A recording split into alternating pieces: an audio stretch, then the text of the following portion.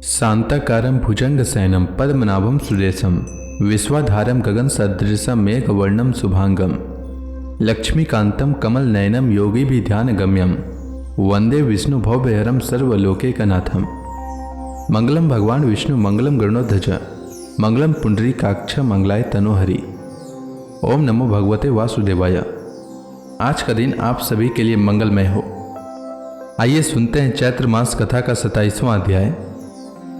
श्री सुखदेव जी आगे कहते हैं, परीक्षित, जब यमदूतों ने भगवान के पार्षदों को उनके रोकने पर उनसे इसका रोकने का कारण पूछा, तब भगवान नारायण के आज्ञाकारी पार्षदों ने हंसकर मेघ के समान गंभीर वाणी से उनके प्रति यों कहा। भगवान के पार्षदों ने कहा, यमदूतों, यदि तुम लोग सचमुच धर्मराज की आज्ञाकारी हो तो हमें धर्म का लक्षण और धर्म का तत्व सुनाओ। दंड किस प्रकार दिया जाता है? दंड का पात्र कौन है? मनुष्यों में सभी पापाचारी दंडनीय हैं अथवा उनमें से कुछ ही? यमदूतों ने कहा, वेदों ने जिन कर्मों का विधान किया है वे धर्म हैं और जिनका निषेध किया है वे अधर्म हैं। वेद स्वयं भगवान के स्वरूप हैं, वे उनके स्वाभाविक श्वास प्रवास एवं स्वयं प्रकाश ज्ञान हैं, ऐसा हमने सुना है। जगत के रजो में, सत्व में और तमो में सभी पदार्थ, सभी प्राणी अपने परम आश्रय भगवान में ही स्थित रहते हैं। वेद ही उनके गुण, नाम, कर्म और स्वरूप आदि के अनुसार उनका यथोचित विभाजन करते हैं। जो शरीर अथवा मनोवृत्तियों से जितने कर्म करता है उनके साक्षी रहते हैं। सूर्य, अग्नि, आकाश, वायु, इंद्रियां, चंद्रमा, संध्या, रात दिन, दिशाएं, जल, पृथ्वी, काल और धर्म, इनके द्वारा अधर्म का पता चल जाता है और दंड के पात्र का निर्णय होता है। पाप कर्म करने वाले सभी मनुष्य अपने अपने कर्मों के अनुसार दंडनीय होते हैं। निष्पाप पुरुषों, जो प्राणी कर्म करते हैं उनका गुणों से संबंध रहता ही है, इसलिए सभी से कुछ पाप और कुछ पुण्य होते ही हैं। और देववान होकर कोई भी पुरुष कर्म किए बिना रह ही नहीं सकता।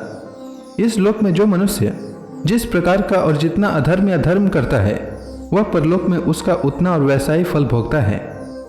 देव शिरोमणियों, सत्व, रज और तम, इन तीन गुणों के भेद के कारण इस लोक में भी तीन प्रकार के प्राणी दिख पड़ते हैं। पुण्यात्मा, पापात्मा और पुण्य पाप दोनों से युक्त अथवा सुखी दुखी और सुख दुख दोनों से युक्त।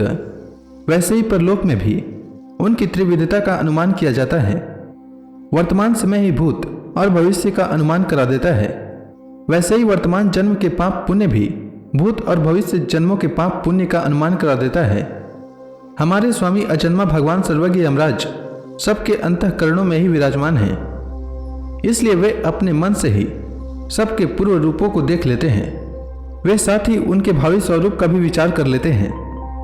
जैसे सोया हुआ अज्ञानी पुरुष स्वप्न के समय प्रतीत हो रहे कल्पित शरीर को ही अपना वास्तविक शरीर समझता है, सोए हुए अथवा जागने पर शरीर को भूल जाता है, वैसे ही जीव भी अपने पूर्व जन्मों की याद भूल जाता है और वर्तमान शरीर के सिवा पहले और पिछले शरीरों के संबंध में कुछ भी नहीं जानता। सिद्ध पुरुषों, जीव इस शरीर में 5 कर्मेंद्रियों से लेना देना और चलना फिरना आदि काम करता है।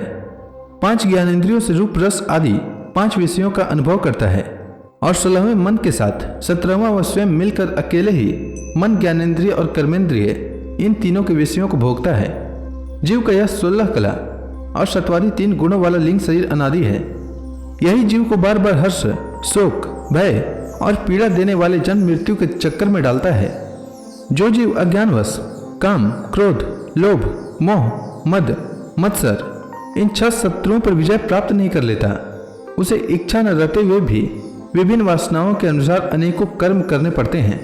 वैसी स्थिति में वह रेशम के कीड़े के समान अपने को कर्म के जाल में जकड़ लेता है और इस प्रकार अपने हाथों मोह का शिकार बन जाता है। कोई शरीरधारी जीव बिना कर्म किए कभी एक क्षण भी नहीं रह सकता। प्रत्येक प्राणी के स्वाभाविक गुण बलपूर्वक विवश करके उससे कर्म कराते हैं। जीव अपने पूर्व जन्मों के पाप पुण्य में संस्कारों के अनुसार स्थूल और सूक्ष्म शरीर प्राप्त करता है। उसकी स्वाभाविक एवं प्रबल वासनाएं कभी उसे माता के जैसा बना देती है तो कभी पिता के जैसा।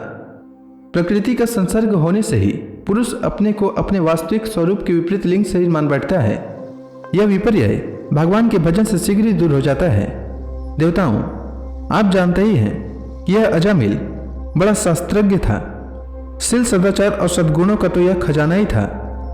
व्रतधारी, विनयी, जितेंद्रिय, सत्यनिष्ठ, मंत्रवेता और पवित्र भी था।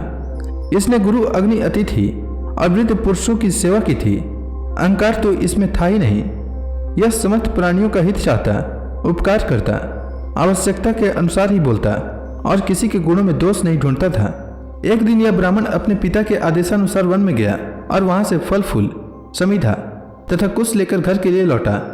लौटते समय इसने देखा कि एक भ्रष्ट व्यक्ति जो बहुत कामी और निर्लज है, शराब पीकर किसी वैश्या के साथ विहार कर रहा है। वैश्या भी शराब पीकर मतवाली हो रही है। नशे के कारण उसकी आंखें नाच रही है। वह अर्धनग्न अवस्था में हो रही है। वह व्यक्ति उस वैश्या के साथ कभी गाता, कभी हंसता और कभी तरह तरह की चेष्टाएं करके उसे प्रसन्न करता है। अजामिल उन्हें इस अवस्था में देखकर सहसा मोहित और काम के वश हो गया। यद्यपि अजामिल ने अपने धैर्य और ज्ञान के अनुसार अपने काम वेग से विचलित मन को रोकने की बहुत चेष्टाएं की, परंतु पूरी शक्ति लगा देने पर भी वह अपने मन को रोकने में असमर्थ रहा। उस वैश्या को निमित्त बनाकर काम पिशाच ने अजामिल के मन को ग्रस लिया। इसकी सदाचार और शास्त्र संबंधी चेतनाएं नष्ट हो गई। अब यह मन ही मन उसी वैश्या का चिंतन करने लगा और अपने धर्म से विमुख हो गया। अजामिल सुंदर सुंदर वस्त्र, आभूषण आदि वस्तुएं जिनसे वह प्रसन्न होती वह ले जाता और उसे दे देता। यहाँ तक कि इसने अपने पिता की सारी संपत्ति देकर भी उसी कुल्टा को रिझाया। यह ब्राह्मण उसी प्रकार की चेष्टा करता जिससे वह वैश्या प्रसन्न हो। उस स्वच्छंद चारणी कुल्टा की तिरछी चितवन ने उसके मन को ऐसा लुभा लिया कि इसने अपनी कुलीन नवयुवती और विवाहिता पत्नी तक का परित्याग कर दिया। इसके पाप की भला कोई सीमा है? यह कुबुद्धि न्याय से, अन्याय से, जैसे भी जहाँ कहीं भी धन मिलता वहीं से उठा लाता। उस वैश्या के बड़े कुटुंब का पालन करने में ही यह व्यस्त रहता था। इस पापी ने शास्त्राज्ञा का उल्लंघन करके स्वच्छंद आचरण किया है। यह सत्पुरुषों के द्वारा निंदित है। इसने बहुत दिनों तक वैश्या के मल समान अपवित्र अन्न से अपना जीवन व्यतीत किया है। इसका सारा जीवन ही पापमय है। इसने अब तक अपने पापों का कोई प्रायश्चित भी नहीं किया है। इसलिए अब हम इस पापी को दंड पानी भगवान यमराज के पास ले जाएंगे। वहां यह अपने पापों का दंड भोग कर शुद्ध हो जाएगा। तो इसी के साथ यह अध्याय समाप्त हुआ। इसके बाद भगवान के पार्षदों ने क्या कहा वह मैं कल के अध्याय में सुनाऊंगा। तब तक के लिए भगवान हरि का नाम लेते रहें। तो प्रेम से बोलिए भगवान विष्णु की जय, श्री कृष्ण भगवान की जय, समस्त देवी देवताओं की जय।